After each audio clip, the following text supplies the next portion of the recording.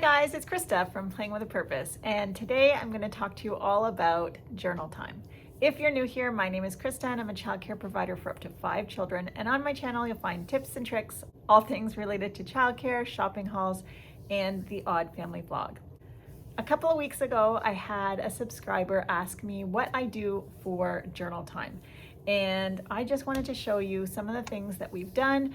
Unfortunately, I just had a bunch of children graduate my program, but it is so sweet to look at their work over the years, and I wish I still had them to show you. But today I'm going to talk to you about all the things that we do in our journal time and why we do them.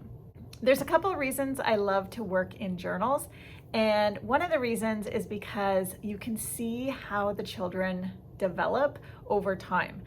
So one of my favorite journals to purchase are the ones from the Dollar Tree. These are composition notebooks that they sell all the time. They have some that are plain and they have some that have really cute designs. These ones are made really well and they're super sturdy and they have a lot of pages in them. So if you use these, you can really see how the children progress over time, and that's always really fun to see. I've also used these ones. Sometimes the teaching tree section of the Dollar Tree sells 4 to a pack and they're just blank notebooks. I have used these as well. And then also I picked these up a few years ago from the Target Dollar Spot. They were $3 and I think you get 8 blank notebooks.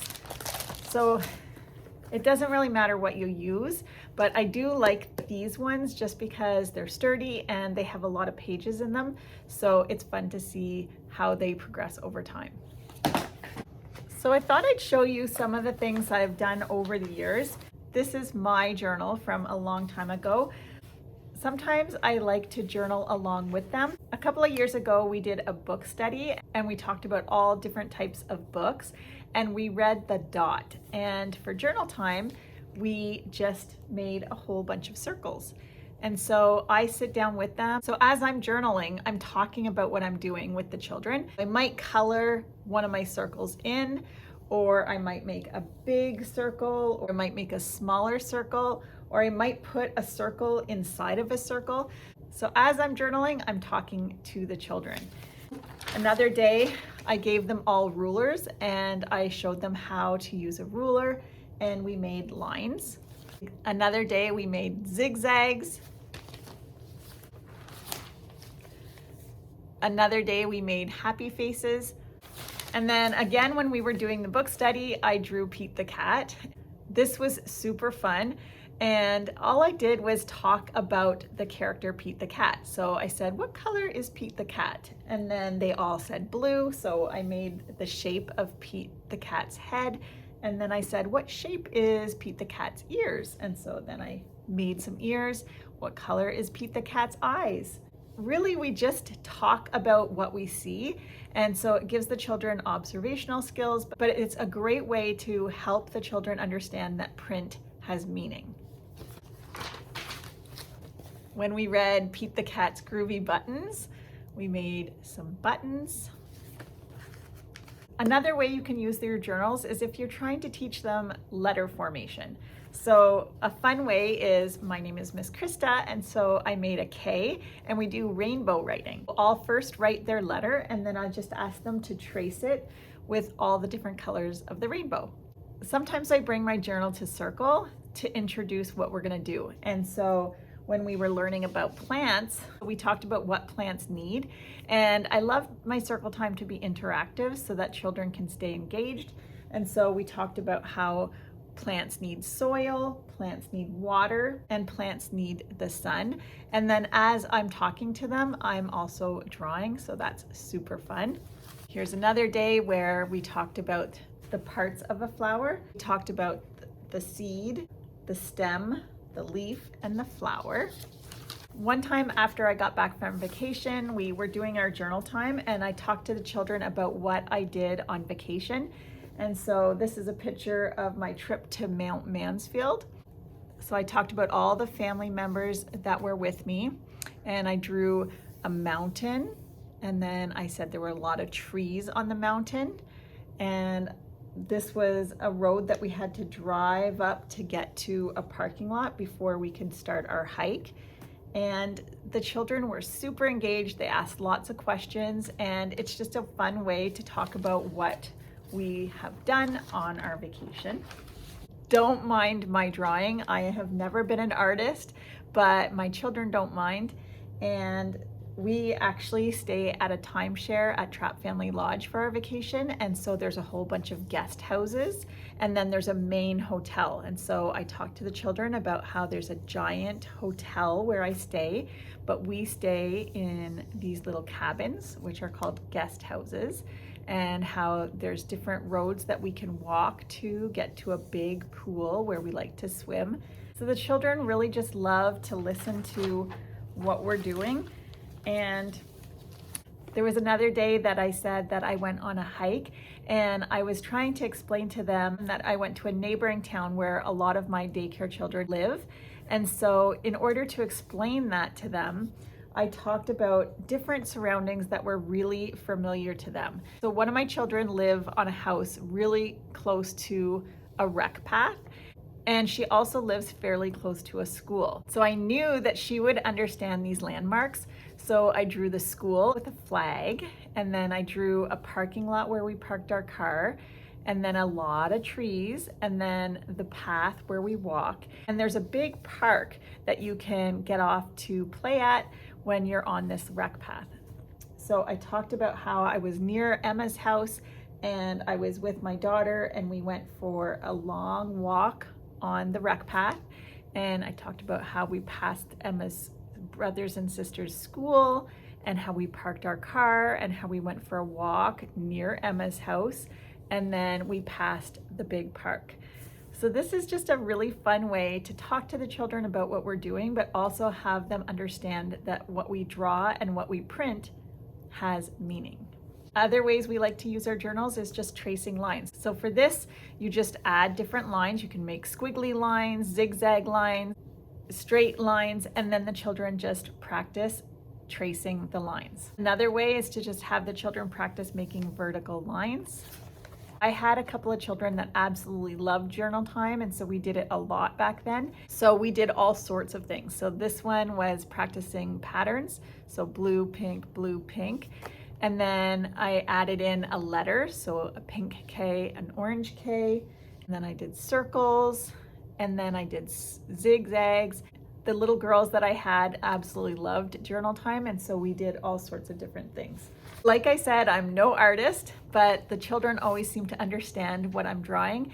And in the spring, we do maple syrup here on our property, and the children and I go for walks all the time, and we look at all the pipeline, and we look at all the buckets on the trees. And then when we're boiling on a Saturday afternoon, we have the families come out and they can see how the whole thing works. So we talked about what we saw in the bush, how we saw Mr. Pete's pipeline in the trees that's going to collect the sap for the boiling party. When we did our community helper themes, I just drew some envelopes, put some lines that the children could practice tracing, and then I just put a little square for a stamp, and the children could put stickers as stamps. In the fall, a lot of the children went to the pumpkin patch, so we drew pumpkin patches. Stickers is a great fine motor activity for children, so here I drew some lines, and the children just used stickers to trace the lines, and so this is great fine motor practice. Sometimes for really young children, I'll just put dots all over the page, and then I'll give them stickers, and I'll tell them to put the stickers on the dots. It may seem simple, but they're learning how to follow directions. They're practicing their fine motor skills with the stickers. So this is a really great skill. Another fun activity is to find these color coding labels. You can find these anywhere, but really I love to find them at the dollar stores. And you can add either a letter, a number, or you can just simply use the colors here for color sorting. So for this particular activity, I just drew flowers with some letters. And so what you could do is put the letters here, and children will match the corresponding letter to the corresponding letter in the flower. So depending on what you're learning about at the time, maybe it's winter time, so you could do snowflakes or Christmas trees. I've also drawn a large Christmas tree and put letters all over it, and the children use these as ornaments, and then the children will match the letters to the letters on the Christmas tree. We're studying insects right now, and so another fun one is just drawing some simple bumblebees. Give them a black marker and a dice, and the children can roll the dice, count how many dots, and then add stripes to the bumblebee. So that's another fun one. Similar to the last one, here's a tree, and here's some apple stickers, and the children can just roll the dice and put that many apples on the tree. Here's another one where the children can sort. Since the letters of their name are most meaningful to them, it's nice to start with the letters of their name. And so for this one, you would just get some letter stickers, and the children will find the letters that match the letters in their names and then put them in the rows. It's great for letter recognition, but it's also early graphing skills. So there's so many different things that they're learning from these very simple activities. Here's another idea with a sun. So you just draw a circle for the sun, and then the children would roll the dice. Then the children would draw that many rays on their sun. There's all sorts of different things that children are going to need to know how to do when they go to school. And so that's using a pair of scissors, how to use a glue stick. So another way to do this activity is to give the children a yellow piece of construction paper with a circle drawn on it, and then the children can practice cutting and gluing it into their book. And then as an extra activity, they can use the dice to draw the rays of sunshine. Another great tip to using the scissors and the glue in your journal time is to buy these borders and then have the children cut the images on the border and then glue it into their notebooks. So this one is great because it has environmental print on it. So we have the alphabet, which is fantastic. They're sturdier pieces of paper for the children to hold while they're holding their scissors. Sometimes when children are first learning how to cut, it takes so much concentration for them. And if you have a floppy paper, the paper is moving all over the place and it's really tricky to do.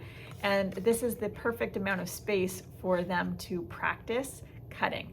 And so these are great. I have some boys that are obsessed with trucks and vehicles, so this is a great one as well. So the children can just practice cutting out the different vehicles, and then they can glue them into their journals. Here's another one where the children can practice sorting by size. So they're all different sized happy faces. Here's another easy sticker activity. There's all different types of princesses on here, so you can make an easy graph. And so the children can sort by princess. So you can put all the Ariels in one, all the Snow Whites in one, all the Cinderellas in one.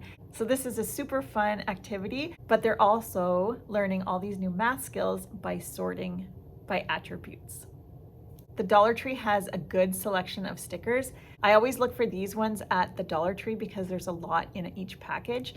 But here's another one that's great for sorting. If the children are finding things too easy, you can always make it a little harder by finding something like this, where the children really have to study the different images to see which ones are the same. I hope you enjoyed these journal ideas. I'm Krista from Playing with a Purpose. I'll see you next time.